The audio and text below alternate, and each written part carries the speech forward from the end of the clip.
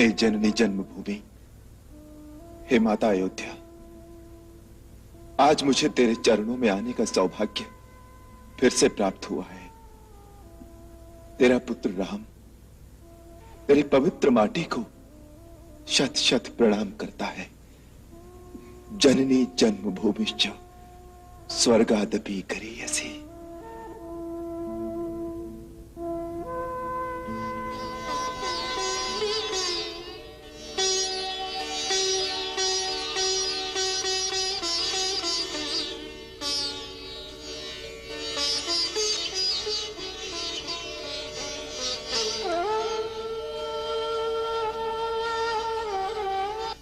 यशस्वी हो, चिरंजीवी हो राम।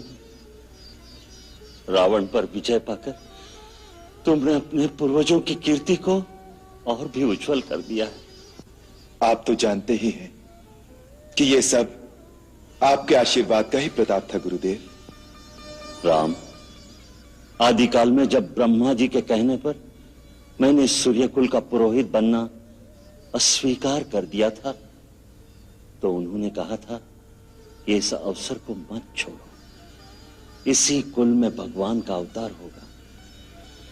सो एक युग से मैं तुम्हारी प्रतीक्षा कर रहा था। तुम धन्य हो राम।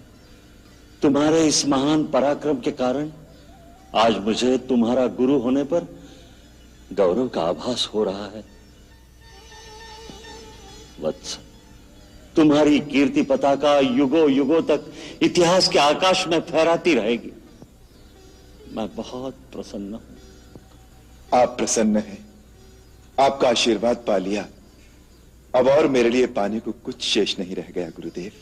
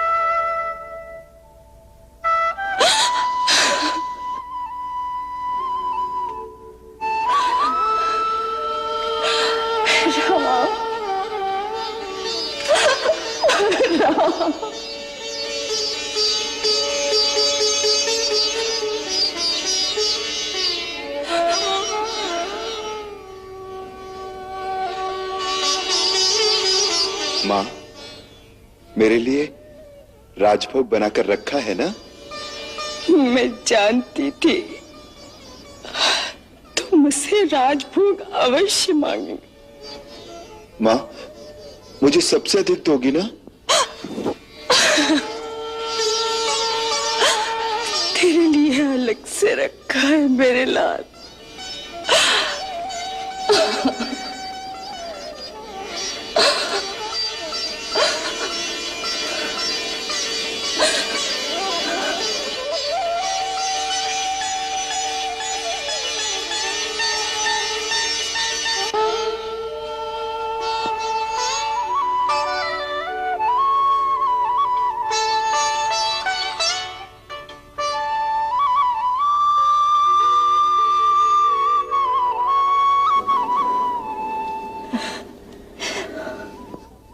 मां, बड़ी मां ने कहा था लक्ष्मण को साथ लिए बिना अयोध्या लौटकर नहीं आना। देख लो, लक्ष्मण को साथ लेकर ही आया हूं। राम, लक्ष्मण को लाने की आवश्यकता नहीं, वो तो तेरी परछाई है बेटे। तू जहां जाएगा वही होगा। हाँ बेटे।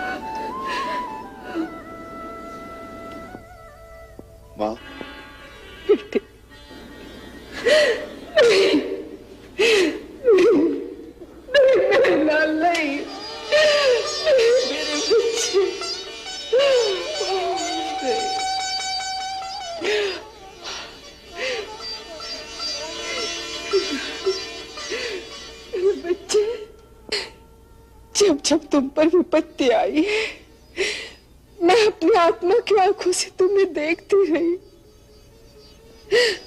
परंतु मैं बहुत दूर थी मेरे लाल। मैं तेरी सहायता नहीं कर सकी। मां,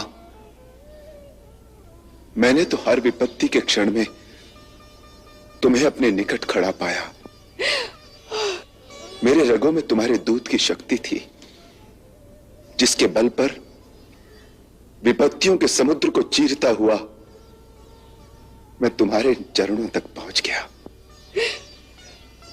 मां, तुम तो मेरी शक्ति स्वरूपिणी दुर्गा हो। मैं सदा तुम्हारी पूजा करता रहूं, मुझे यही आशीर्वाद दो। अरे ये तो क्या कह रहा है? हाँ? लोग तो कहते हैं कि तू भगवान का अवतार है,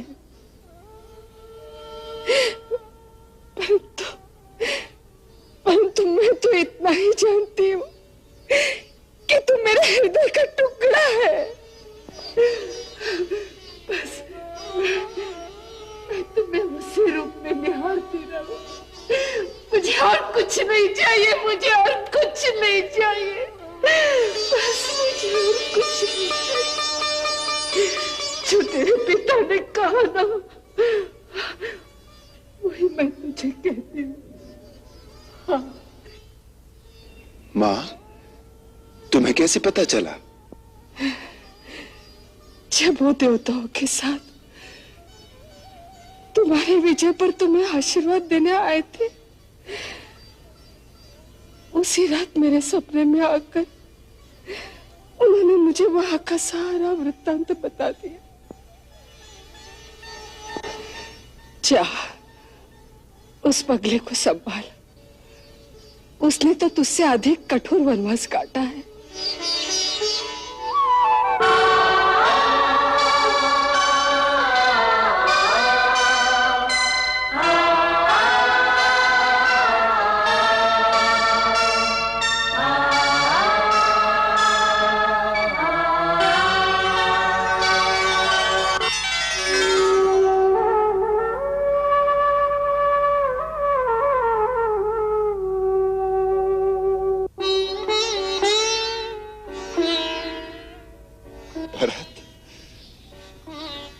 भैया, 14 वर्ष से शासन का ये बोझ संभाले खड़ा हूं।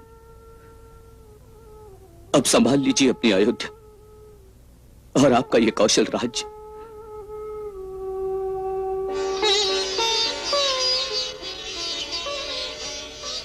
भैया,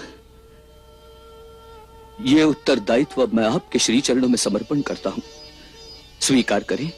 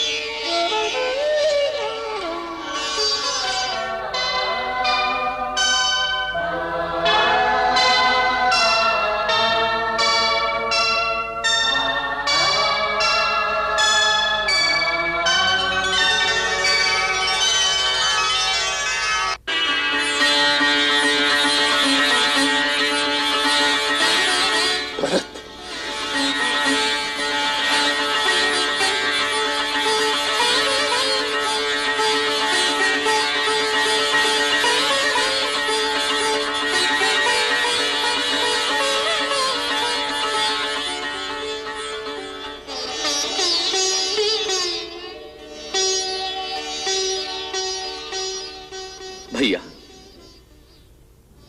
आपकी प्रजा के प्रति यदि मेरी ओर से कोई भूल हो गई हो तो उसके लिए क्षमा कर देना।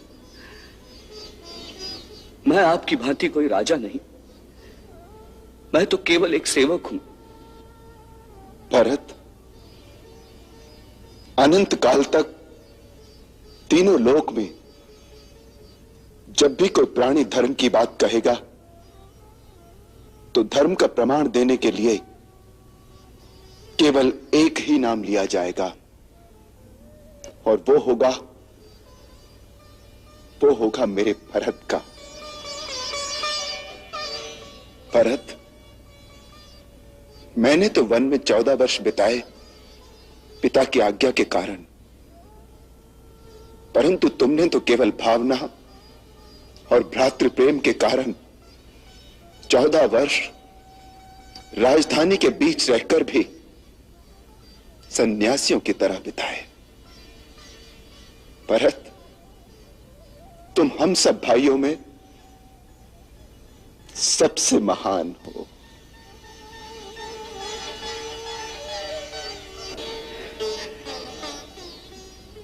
भैया,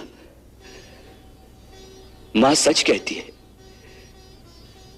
तुम शायद कोई भगवान हो। अपने तुच्छ भक्तों को इस प्रकार बढ़ावा देना तो भगवान का ही काम होता है।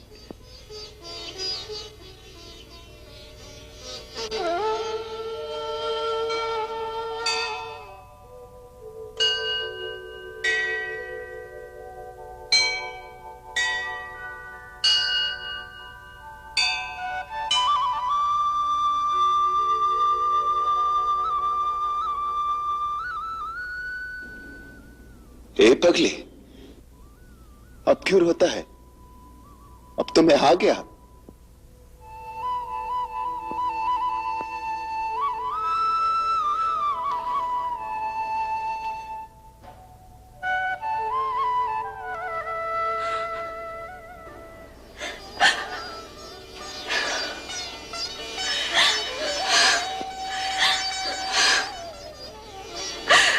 जीती हो मेरे बच्चे, सदा स्वागत रहो।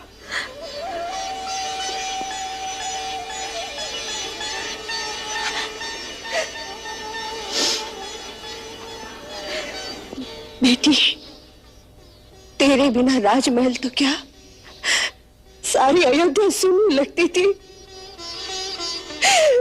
मेरी सीता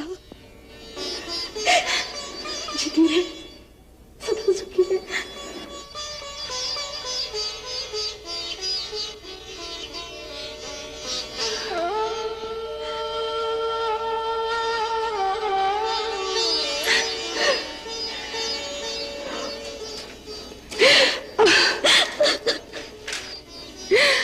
मेरे बच्चे, बहुत दुख पाए है तूने।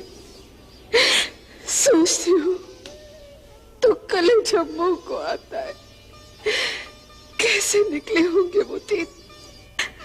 वो दुख के दिन आपके भरोसे बीत गए माँ।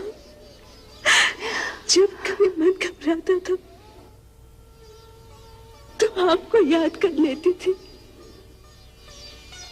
तब ऐसा लगता था जैसे आप स्वयं मुझे धीरज दे रही है। जब कभी त्रिजटा हाथ फेरती थी तब उसमें मुझे प्रत्यक्ष आपकी छवि दिखाई देती थी, जैसे आप ही हो। हाँ पुत्री, माँ की आत्मा सदैव हर जगह पुत्री के साथ रहती है। सीता, तू नारी जाति का गौरव है। आने वाले युगों में नारियां तेरे नाम लेने से पवित्र हो जाएगी, पवित्र हो जाएगी मेरी बच्ची।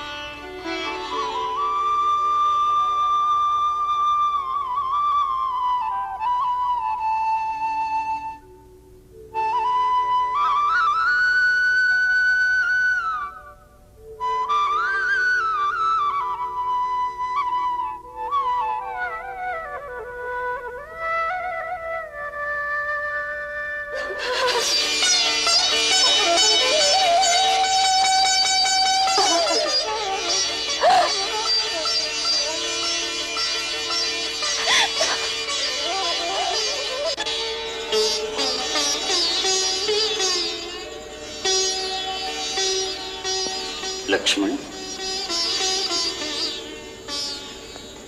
तुमने मानव को निस्वार्थ सेवा का वो आदत सिखाया है कि संसार में इसका उदाहरण मिलना कठिन होगा। मुझे तुम पर गर्व है।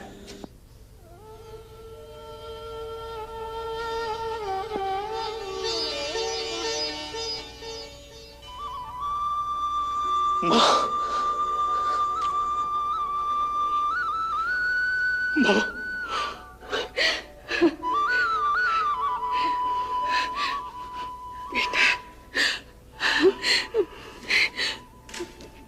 मेघनाथ की बर्छी कहाँ लगी थी? हाँ? यहां मां। जब बर्छी लगी तब बड़ी माँ याद आई होगी। हाँ? मां, मैं मूर्छा में आपको ही बुला रहा था कि बड़ी मां मेरी सहायता करो। मैं सुन रही थी, मैं तेरी आवाज सुन रही थी बेटे।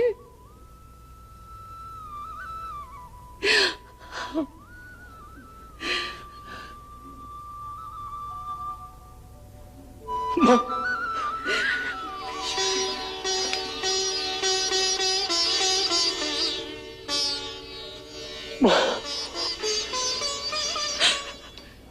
लक्ष्मण,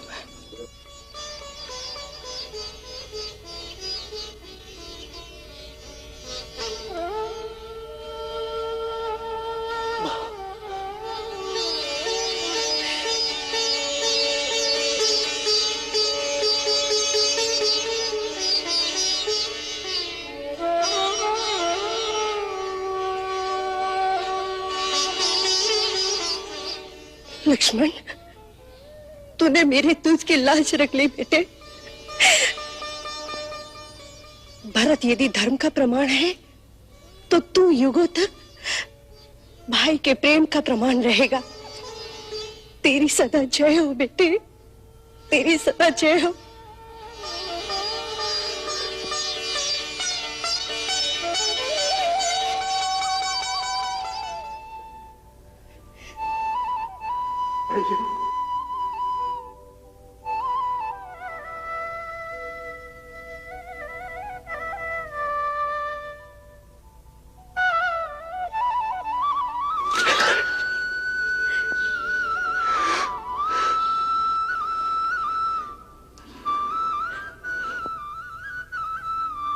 लक्ष्मण, हम सब में भाग्यवान तो तू है। अरे, साधु वेश तो मैंने भी धारण किया था, परंतु भैया के चरणों में निरंतर बैठने का सौभाग्य तो केवल तेरा ही रहा।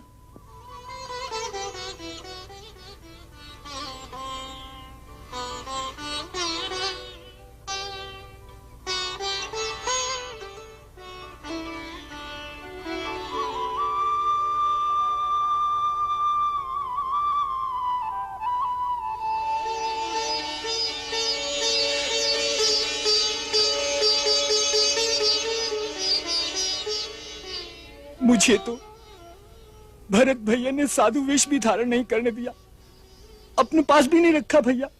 अरे, विपत्तियों से लड़ने के लिए जब बड़े भाई हो तो छोटे को चिंता नहीं होनी चाहिए।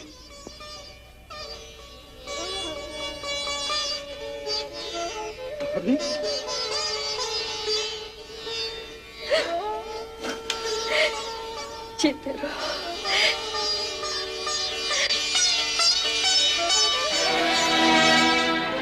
देवर जी, जी, इस बेचारे से बात तक नहीं की, आप उसे चरण भी छूने नहीं देते। भाभी क्या रोने पर बंधन लगा कर गए थे। 14 साल से उसने आंसू आंखों में बांध कर रखे हुए हैं। आज प्रसन्नता के मारे उसे आंसू बहा लेने दे।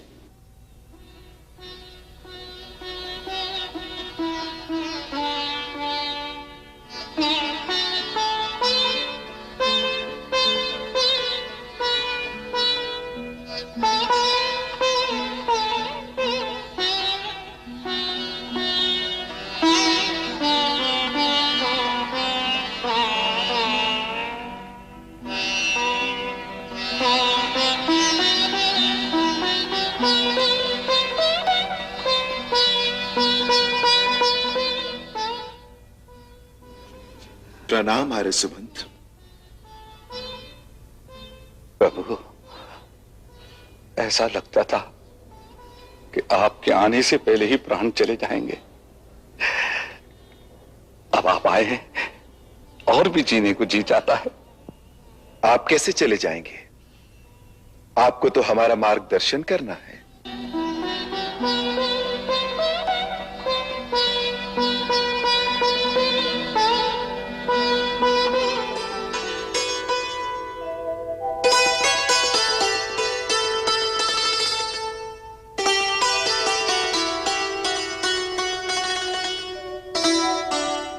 गुरुदेव, ये सब मेरे मित्र और सखा है। किष्किंधापति महाराज सुग्रीव, लंकाधिपति महाराज विभीषण, ऋक्षराज महात्मा जामवंत, नल, नील, पवन सुत महाबली हनुमान और वानर श्रेष्ठ केसरी है। इन सब की सहायता से ही मैं इस महायुद्ध में विजय प्राप्त कर सका। ये सब लोग आपके आशीर्वाद के लिए अयोध्या आए हैं। अयोध्या में आपका स्वागत हो। आपने जो श्री राम की सहायता की, उसके लिए अयोध्या का राजकुल सदा आपका ऋणी रहेगा। अयोध्या के प्रजावासी भी सदा आपके ऋणी रहेंगे। वनवास के दिनों में जिसने हमारे राजा राम, महारानी सीता और राजकुमार लक्ष्मण की सहायता की है, अयोध्यावासी उन पर अपने प्राण भी न्योछावर कर देंगे।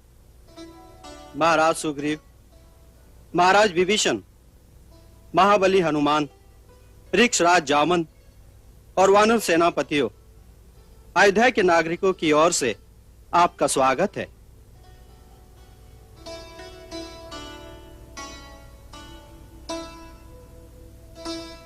हम गुरुदेव और समस्त अयोध्या वासियों को उनकी उदारता और उनके स्नेह के लिए उनको प्रणाम करते हैं।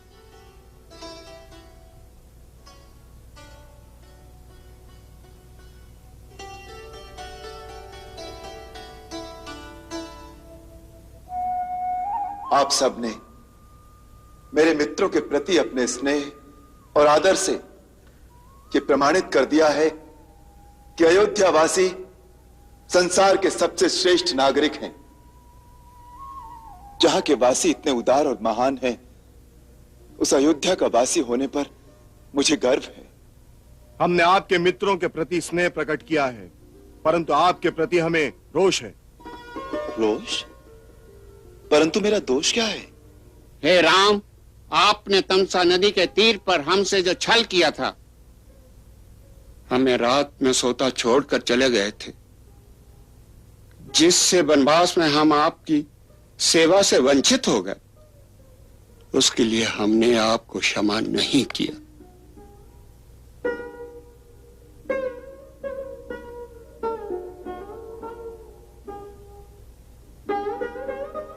मुझे क्षमा कर देना भाई। मैं तो आप लोगों को केवल इसलिए छोड़कर चला गया था कि मेरे साथ आप सबको भी ये दुख क्यों भोगना पड़े।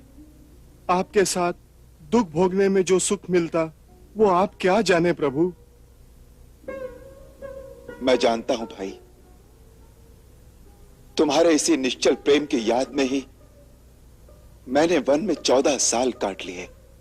और तुम्हारे बिना 14 साल हमने कैसे काटे, ये तुम नहीं जान सकते राजा।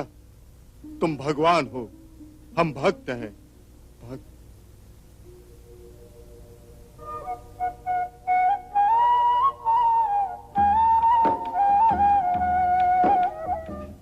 गुरुदेव, ये वनवासी वेश में ही अयोध्या में प्रवेश करेंगे क्या? नहीं महारानी कौशल्या, वचन पालन का वो व्रत पूरा हो गया।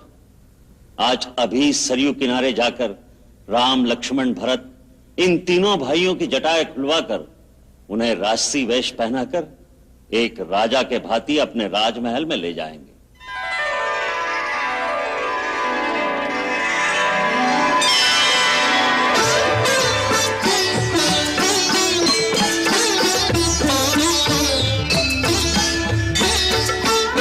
घी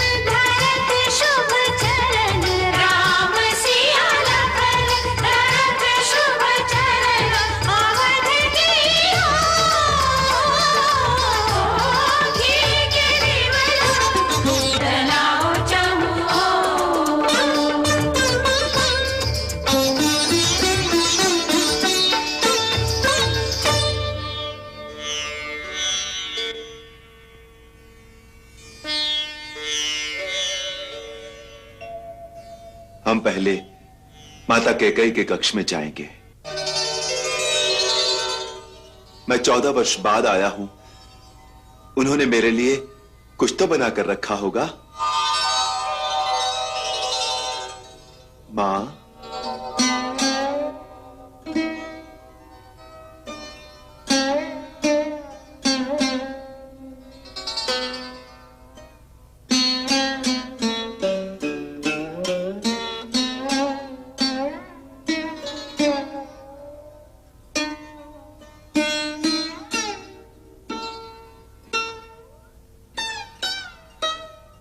भरत, भरत कहाँ है? भैया, भरत भैया अब इस कक्ष में नहीं आते। इस कक्ष में नहीं आते?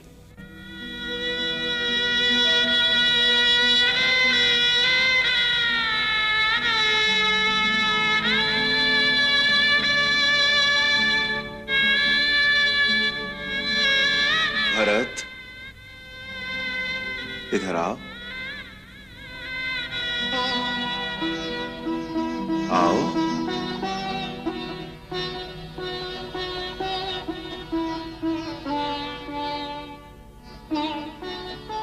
जी भैया। तुम यहां क्यों रुक गए थे? आओ, अंदर आओ। वो भैया, मैं गुरुदेव से मिलकर आता हूं। मुझे पता लग चुका है भरत कि तुम माता कैकेयी के कक्ष में नहीं आते। आओ मेरे साथ। परंतु भैया। आओ।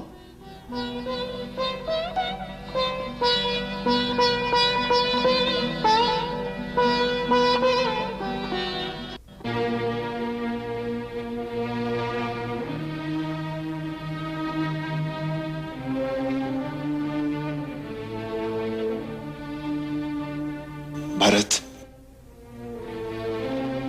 माता का अनादर करना सबसे बड़ा पाप है। जो मां बालक को अपने गर्भ में धारण कर 9 महीने तक अपने रक्त से उसका पोषण करती है, वो कैसी भी हो वंदनीय है, पूजनीय है। और देख पगले, अब तो पिताश्री ने भी अपना दिया हुआ श्राप वापस ले लिया है। उन्होंने माता कैकेयी को क्षमा कर दिया है। राम? हाँ मां, मैं सत्य कह रहा हूं। लक्ष्मण और सीता भी इसके साक्षी हैं। हाँ मां, रावण वध के पश्चात जब देवता भैया की स्तुति करने आए तो उनके साथ आकाश में पिताश्री भी प्रकट हुए। उन्होंने भैया से वर मांगने को कहा तो भैया ने प्रार्थना की कि माता कैकेयी को क्षमा कर दे। पिता ने प्रसन्न होकर तथास्तु कहा और कहने लगे, राम और भरत जैसे पुत्र पाकर कैकेयी धन्य हो गई। धन्य है आप महाराज, आपका हृदय कितना विशाल है। धन्य है आप, धन्य है।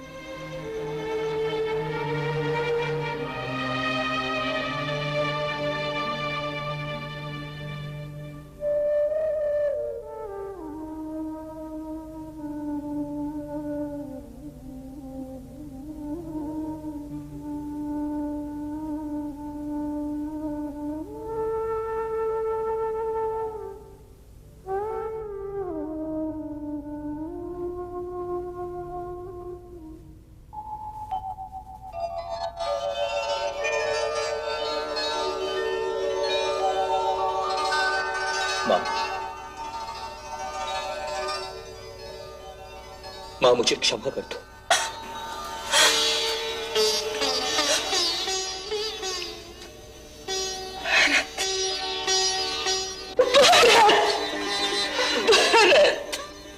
मुझे क्षमा कर दे मां, मुझसे भूल हो गई।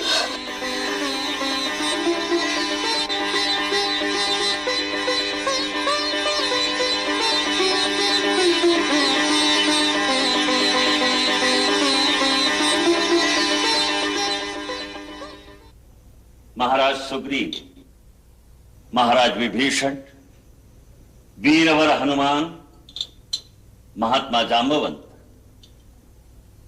और उपस्थित समग्र आदरणीय अतिथिगण, यह बड़ी प्रसन्नता की बात है कि श्री राम के राज्याभिषेक के समय आप अयोध्या में उपस्थित हैं। विद्वानों ने राज्याभिषेक के लिए कल का मुहूर्त अति शुभ कहा है। अयोध्या के इस ऐतिहासिक पर्व में सम्मिलित होने के लिए हम आपको निमंत्रित करते हैं। यह तो हमारे लिए बड़े सौभाग्य की बात है गुरुदेव। इससे सुंदर बात और क्या हो सकती है। ये राज्याभिषेक तीनों लोगों को आनंद देने वाला है। हे मुनिराज, अब विलंब किए बिना ही इसका आयोजन करने की कृपा करें। हम इसी आकांक्षा से अयोध्या आए हैं। समस्त अयोध्यावासी आपके स्नेह का आदर करते हैं। आर्य सुमंत्र, राज तिलक की तैयारी की जाए। गुरुदेव, इस सेवक के होते आपको चिंता करने की आवश्यकता नहीं है। इस शुभ घड़ी की सारी तैयारियां हो चुकी हैं, केवल आपकी आज्ञा की प्रतीक्षा है। सब प्रबंध हो जाएंगे। आर्य सुमंत्र, अभिषेक के लिए समुद्र का जल आवश्यक होता है। क्या एक दिन में वो लाया जा सकता है? गुरुदेव, ये काम तो हमार वीर हनुमान ही कर सकत है। गुरुदेव, आप केवल समुद्र जल की बात कर रहे हैं। इतनी देर में तो मैं स्वर्गलोक का जल भी ला सकता हूं। आप अभिषेक की तैयारी करें। सूर्योदय से पहले मैं चारों दिशाओं के समुद्रों का जल लेकर आ जाऊंगा।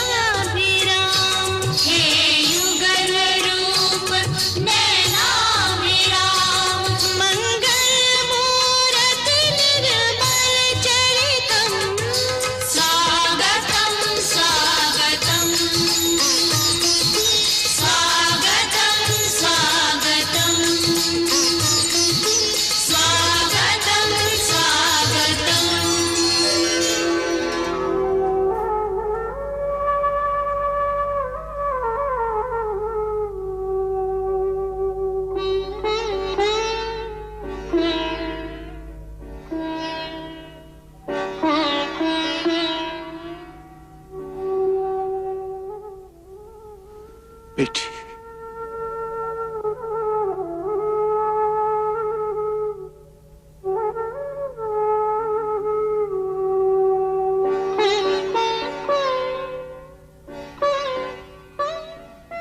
महारानी सीता, महाराज राम, आपका राज अटल रहे।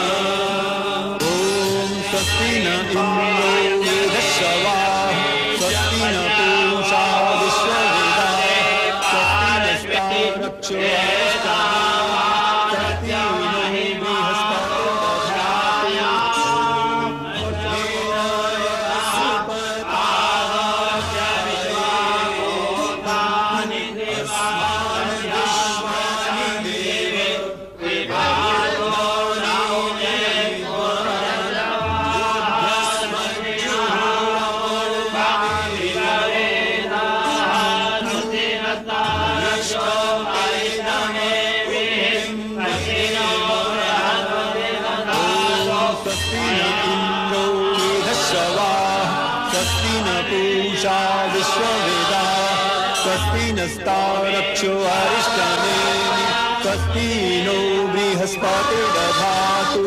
ॐ द्यौः शान्तिरन्तरिक्षगुं शान्तिः पृथिवी शान्ति।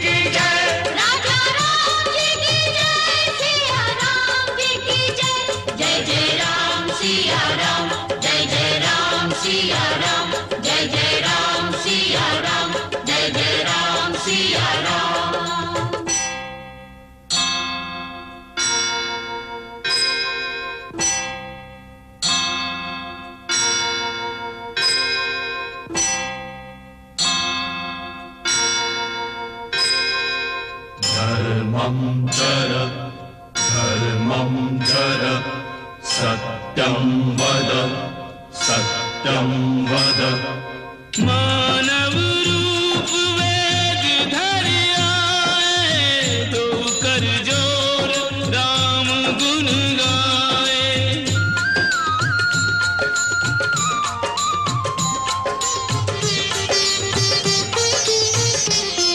राम दरबार है जग सारा राम दरबार है जग सारा राम ही तीनों लोक के राजा राम ही तीनों लोक के राजा सबके प्रतिपाला सबके आधारा राम दरबार है जग सारा राम दरबार है जग सारा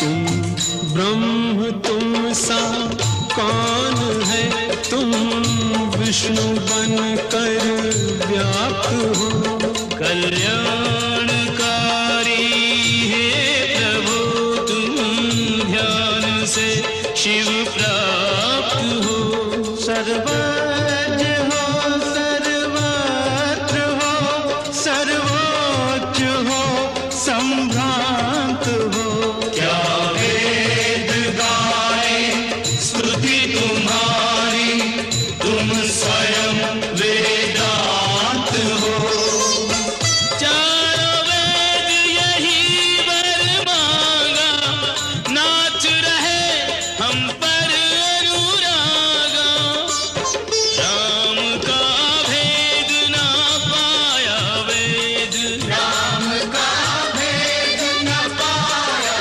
वेद निगम हूँ नेति नेति उच्चारा राम दरबार है जग सारा राम दरबार है जग सारा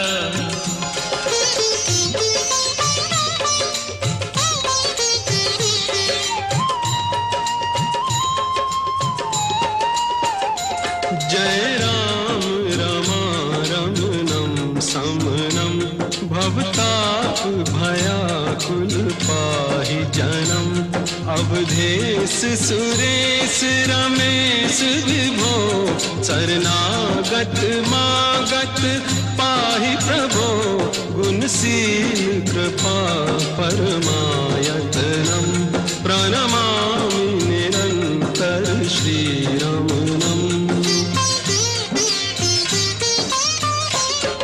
रमापति राम उमापति शंभु रमापति राम उमापति शंभु एक दूजे का नाम और धारा राम दरबार है जग सारा राम दरबार है जग सारा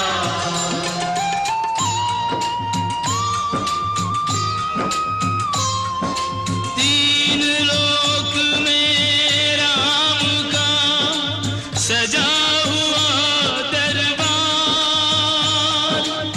जो जहाँ सुमिरे वहीं दरस दे उसे राम उदार जय जय राम सिया राम जय जय राम सिया राम जय जय राम सिया राम जय जय राम सिया राम जय जय राम सिया राम जय जय राम सिया राम जय जय राम सिया राम जय जय राम सिया राम तिहूं लोक में तिहूं काल में बस राम का राजत्व है वह चल अचल जड़ हो कि चेतन राममय हर तत्व है अनुभूतियां हैं मानवीय स्वभाव में देवत्व है उस सगुण निर्गुण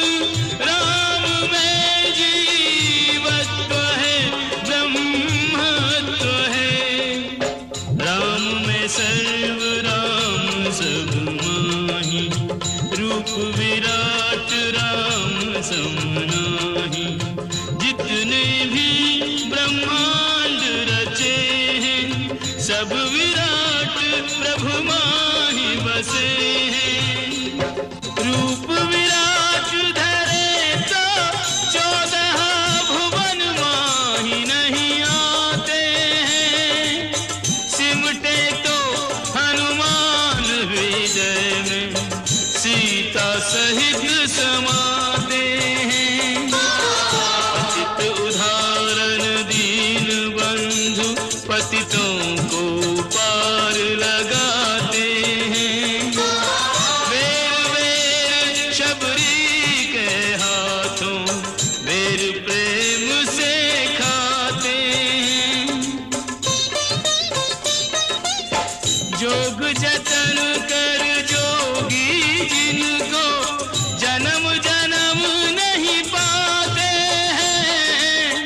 भक्ति के बस में होकर वे बालक भी बन जाते हैं। योगी के चिंतन में राम, मानस के मंथन में राम, तन में राम मन में राम, सृष्टि के कण कण में राम। आती जाती श्वास में राम, अनुभव में आभास में राम, नहीं तर्क के पास में राम, बसते हैं विश्वास में राम। राम तो है आनंद के सागर, भर लो जिसकी जितनी गागर। कीजिए क्षमा दोष त्रुटि स्वामी, राम नमामि नमामि नमामि। राम नमामि नमामि नमामि। अनंतानंत अभेद अभेद, अनंतानंत अभेद अभेद, अगम्य अगम्य पार को पारा। राम दरबार है जग सारा, राम दरबार है जग सारा। ओ हरि अनंत हरि कथा अनंता, कहीं सुनहि बहुविधि सब संता। राम सिया राम जय जय राम, राम सिया राम जय जय राम। ओ नाना भांति राम अवतारा, रामायण सतकोटि अपारा। राम सिया राम जय जय राम, राम नाना भांति राम अवतारा, रामायण सतकोटि अपारा।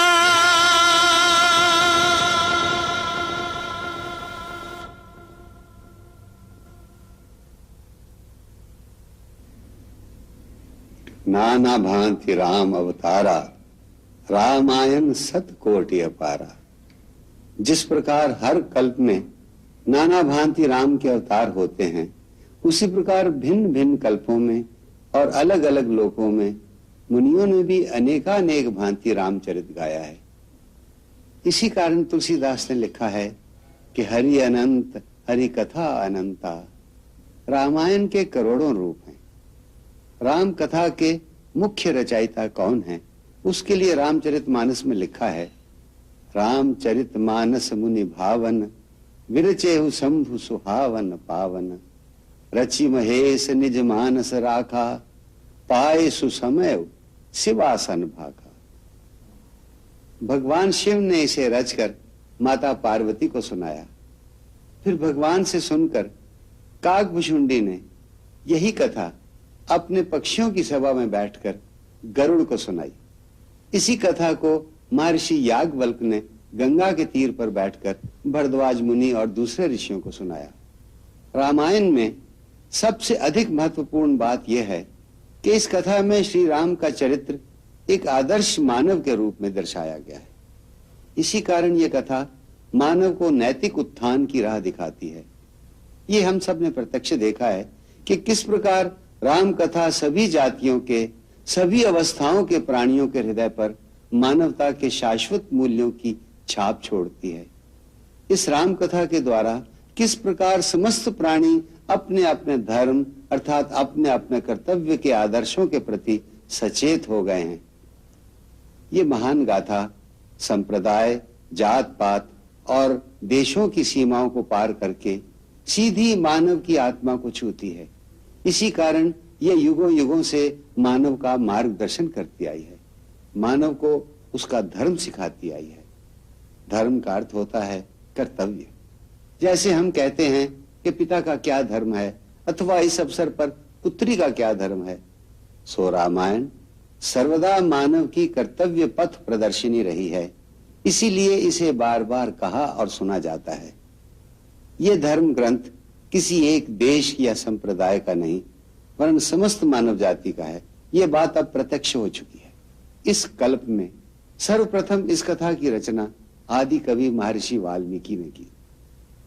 तत्पश्चात समय समय पर अलग अलग भाषाओं के महान कवियों ने इस लोक कल्याणकारी गाथा को अपने अपने समय की सामाजिक आवश्यकताओं का ध्यान रखते हुए अपने अपने ढंग से गाया। ये सब अवतारी पुरुष हैं जिन्होंने इस राम कथा के द्वारा संसार का कल्याण किया है। सारी मानव जाति उनकी आभारी है। उन्हीं के ज्ञान और भक्ति के भंडार से जितना कुछ हम अपनी झोली में भर कर ला सके वो हमने लाकर आपके सामने रख दिया है। परंतु हमारी झोली बहुत छोटी थी और उनका भंडार अथाह और अपार।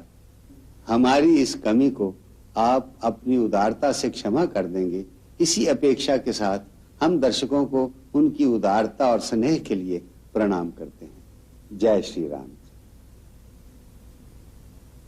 मंगल भवन अमंगल हारी, प्रभु सुदशरथ अजिर बिहारी।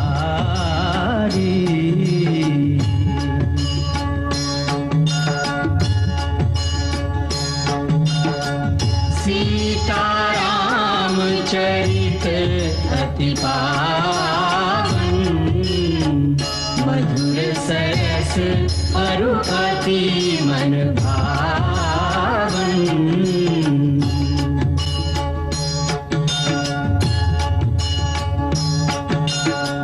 पुनि पुनि कितने हो सुने सुनाए, हिय की प्यास बुझत न बुझाए।